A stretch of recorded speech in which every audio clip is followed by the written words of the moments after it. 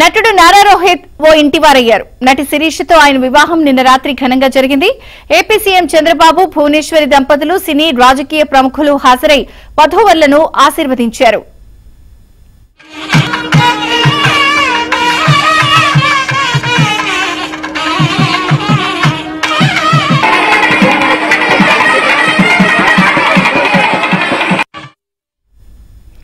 ప్రతినిధి 2 సినిమాలో రోహిత్ సరసన శిరీష్ నటించారు.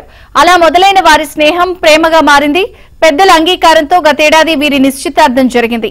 శిరీష స్వస్థలం ఏపీలోని రెంటచింతల. తమ తల్లిదండ్రులకు 4వ సంతానమైన శిరీష ఆస్ట్రేలియాలో ఉన్నత చదువులు పూర్తి చేసి అక్కడే కొంతకాలం ఉద్యోగం చేశారు.